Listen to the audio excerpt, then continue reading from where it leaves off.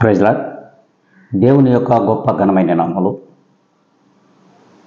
వీక్షించుచున్న ప్రతి ఒక్కరికి ప్రభు పేరిట శుభాభివందనములు తెలియజేసుకుంటూ ఉన్నాను. ఈ దినం దేవుడు మనకిచ్చినటువంటి ఒక నూతనమైన వాగ్దానం, అది యిర్మీయా గ్రంథము 1వ అధ్యాయము 9వ లేఖనం. ఇదిగో నేను నీ నోట నా మాటలు ఉంచి ఉన్నాను. స్పష్టంగా దేవుడు మనతో మాట్లాడుతున్నాడు. ఏ దినము ఆయన మాటలు మన నోటన ఉంచుతాడు. ఎప్పుడు ప్రభువును నీవు అంగీకరిస్తావో, అంతేకాకుండా దేవుని యందు భయభక్తులు కలిగిన జీవితం ఏ దినమైతే నీలో కనిపిస్తుందో, నీలో కనిపించుచున్నటువంటి ఆ దినము నుండి ప్రభు యొక్క మాటలు నీటి నోటన వస్తాయి.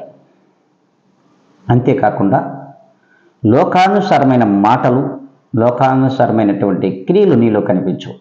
అందుకే దేవుడు అంటున్నాడు, ఇదిగో నేను నీ నోట నా మాటలు ఉంచి ఉన్నాను.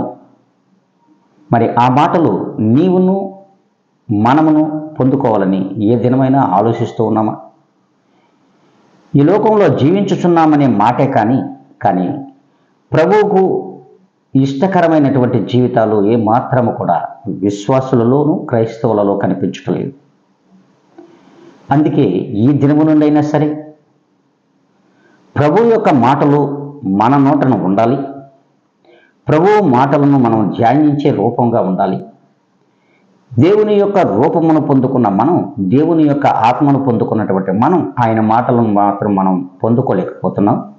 ఆయన మన నోటన ఉంచలేకపోతున్నాడు. కారణం మన యొక్క ప్రవర్తన, మన తీరుతెన్నులు. కనుకనే ఈ దినం నుండైనా సరే ఎవరైతే ఆ రీతిగా ప్రభు యొక్క మాటలు మన నోటన ఉండాలి, ప్రభు మాటలని మనం మాట్లాడాలి, ప్రభు మాదిరిగా జీవించాలనుకున్నట్లయితే ప్రతి ఒక్కరు కూడా తలలు వంచి కళ్ళు మూసుకొని ప్రభు యొక్క ప్రార్థనలు ఏకీభవించాలని ప్రభు పేరిట మనవి చేసుకుంటూ ఉన్నాను.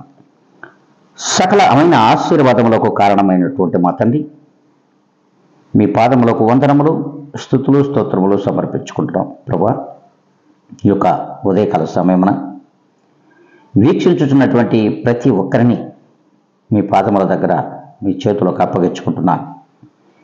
ప్రభువా, ఈ దినము నుండైనా సరే మా యొక్క ప్రవర్తనలో మార్పులను, అదే రీతిగా మీ మాటలను మా నోటన ఉంచి మీరే మా అందరితో మాతో మాట్లాడుటకు కృప చూపమని బ్రతిమలాడుకుంటూ ఈ వాగ్దానం ప్రకారంగా మమ్మల్ని నడిపించమని యేసు క్రీస్తు యొక్క గొప్ప ఘనమైన నామములో మీ పాదముల దగ్గర నన్ను నేను సమర్పించుకుంటూ అడిగి వేడుకొని ప్రార్థించి పొంది ఉన్నాం మా ప్రియ గొప్ప పరలోకపు తండ్రి.